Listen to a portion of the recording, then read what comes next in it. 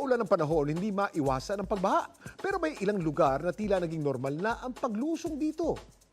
Yan ang kwentong kalyang inalam ni JM Encinas. JM? Kuya Kim, bahagyamang huminto yung pagbuhos ng ulan pero may ilang lugar pa rin dito sa San Mateo Rizal ang lubog sa baha. Ito nga raw yung isa sa pinakamatagal na baha na kanilang naranasan.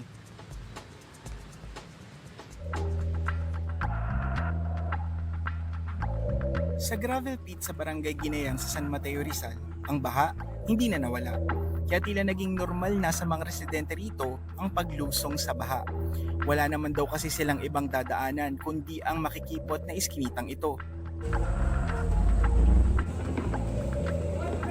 Ang pinakamatagal po ngayon ng baha namin ay 5 araw na po na hindi umuupa yung tubig.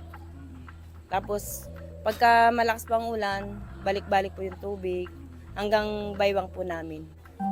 Ilan sa mga residente dito sa gravel pit ay kababalik lang sa kanilang lugar. Galing sila ng evacuation center para i-check din yung kanilang mga iniwang tahanan.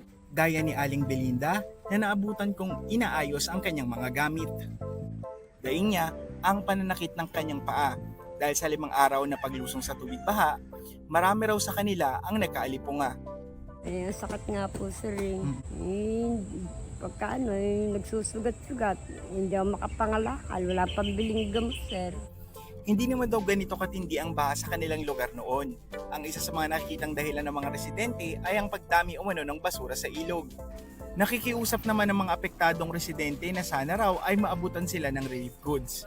Nasa halos 30 pamilya pa ang nananatili sa evacuation center dahil hindi pa rin humuhupa ang baha sa kanilang lugar.